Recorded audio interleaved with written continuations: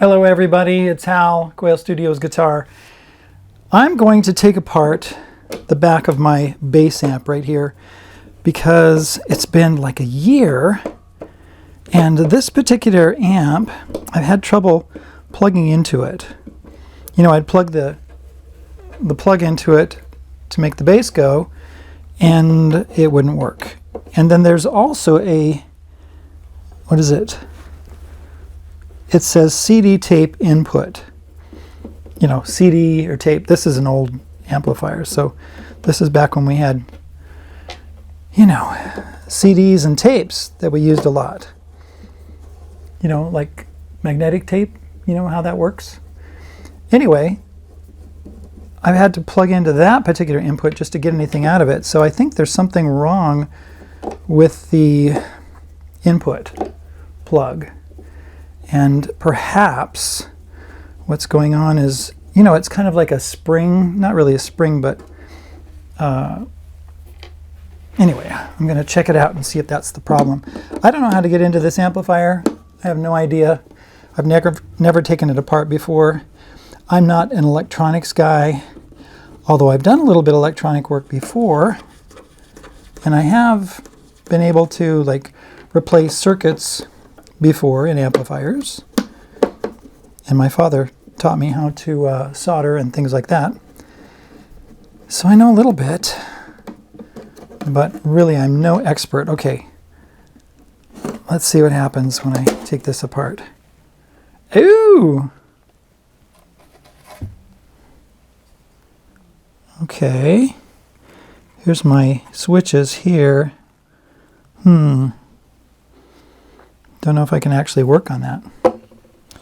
You want to come over and look at it for a sec? All right, zooming in, that is exactly where the plug is. Let me get a plug here. Something I can plug into it.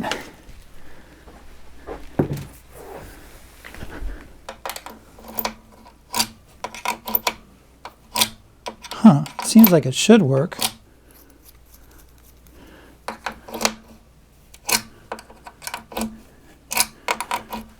Because it doesn't look like there's a problem with the actual contacts.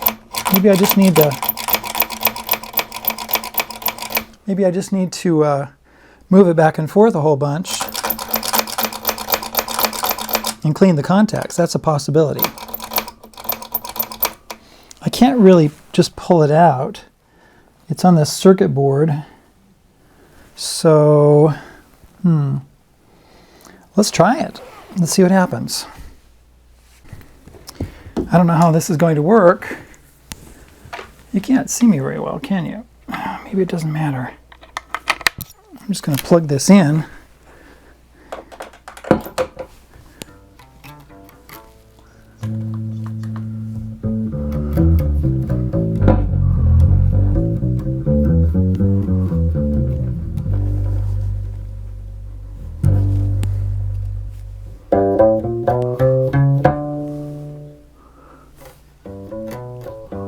What if I plug it into the other one? That's the input. This is the CD input.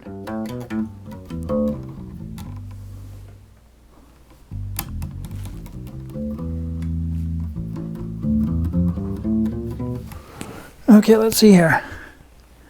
I can't read it. Can't read it. I've got my orchestra light. I'm going to turn it on. All right, now that I've got my orchestra light, I can see it says gain, volume. All right, what does that mean? Gain and volume. Preamp. Oh, that's the preamp. All right, let's see if it works now.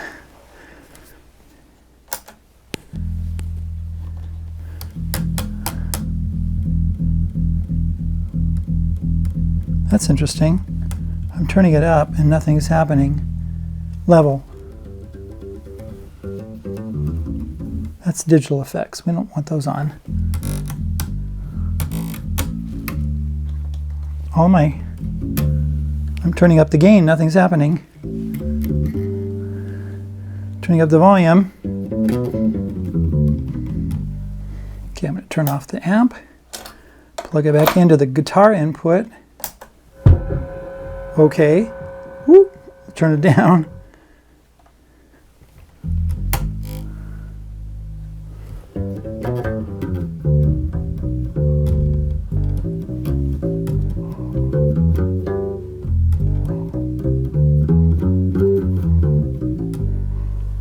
Okay, let's see here. Let's turn it up a little bit.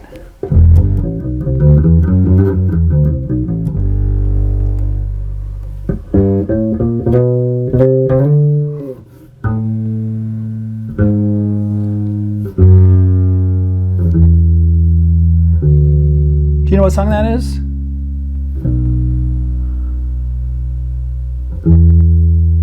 Okay, I will let you know in just a minute. Let's see. That's my guitar input. Seems to be working okay. Maybe I just needed to, like I said, needed to work that.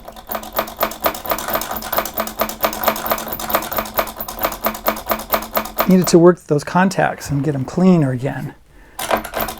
You know, maybe that's all I needed to do. Okay, now how come it's not working?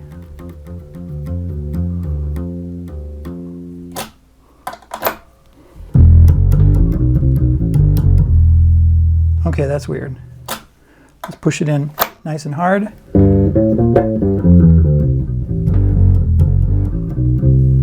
Let's put it into the CD input. Yeah, that's not working. Put it back into the guitar input.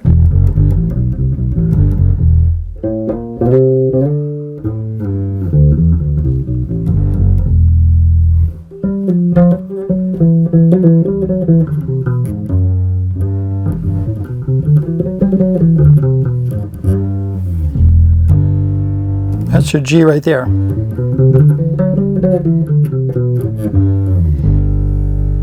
Well, seems to be working.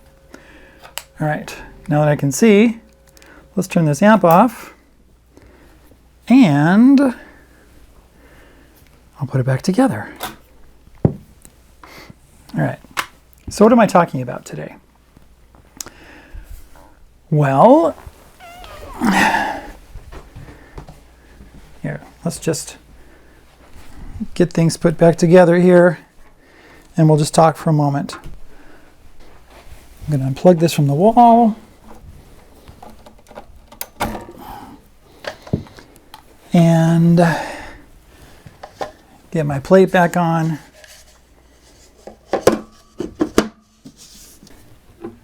This last week, my wife and I went to the Oregon coast.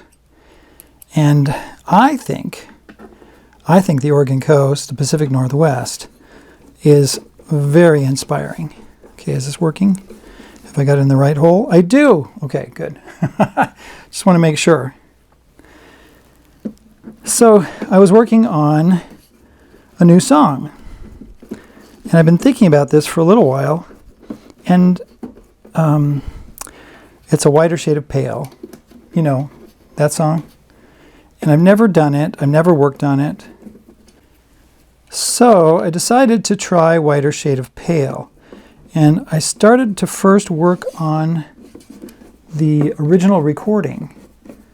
And I don't have a program that helps me to isolate the bass line and all that kind of stuff. If you know how to do that, you can, you know, kind of let me know. Write it in the description below.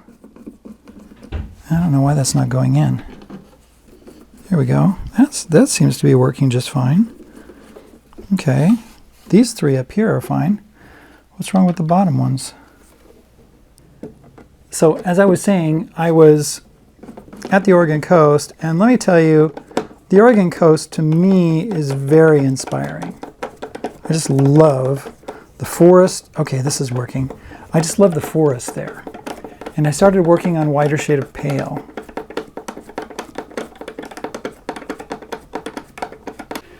And the original recording is really interesting because there's a note in there that I cannot figure out what it is. It sounds like it goes between the G and the F. like as an F sharp, but when I play the F sharp with the harmonies that are playing, it doesn't sound right. And so I went to the Willie Nelson version, and I didn't know that Willie Nelson actually recorded Whiter Shade of Pale until I started looking around a little bit. And so what I did was I figured out the bass line with the help of the Willie Nelson version. At least I think I figured out the bass line. And I'm going to play that for you in the next video.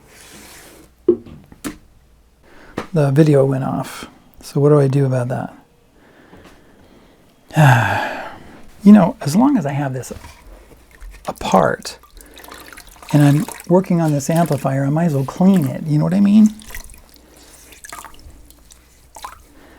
Got some water and a rag. And, you know, this kind of sits in my studio and gathers dust and dirt.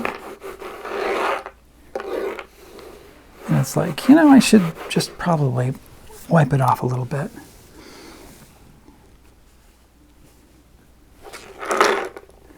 Yeah, let's take all these knobs off.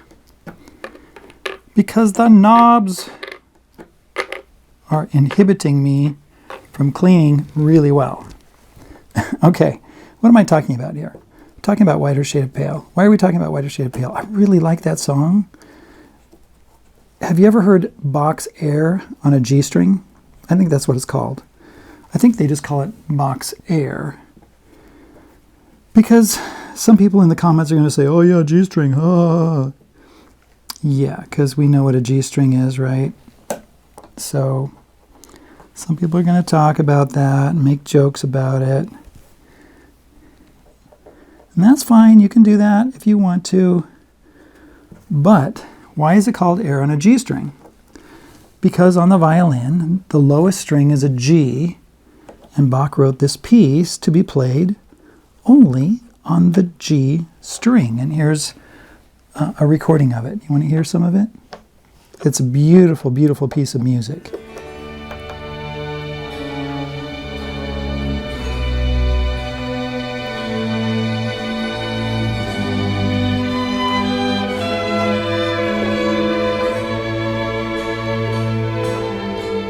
And it's very obvious that Whiter Shade of Pale is either taken exactly from this or pretty close to it, because the bass line is very similar. All right, let's see where we're at here. That looks a lot better. Yes. All right, now I'm going to turn this over like this and clean this one little shelf on the bottom because it's really dirty. So as soon as I get this amplifier done, I'm going to start working on Whiter Shade of Pale, and I'm going to play through the bass line. And you're probably wondering, well, why are you playing through the bass line? Well, the bass line is what gives me the understanding for the chords, right? And also, that's where I like to start. So when I was in Oregon, on the coast, in my room right there on the coast, I'm looking out over the ocean, playing the bass line to Whiter Shade of Pale and figuring it out. And I'll tell you, it was inspiring. So let's get to it. Thank you for being here. I appreciate everything. Let's see, I did an update on my book just recently, a few days ago. Today is October 13th. Let's see, I think I sent it out on the, I'm trying to remember when I sent it out, on the 7th, on the 6th of October. So there should be look in your inbox, excuse me, look in your inbox if you haven't looked for a while, and you will see a new version of the Quail Studios music and lead sheets. Whiter Shade of Pale will not be in there because I'm just starting to work on it. That's all I have. Let's get to Whiter Shade of Pale. Talk to you later.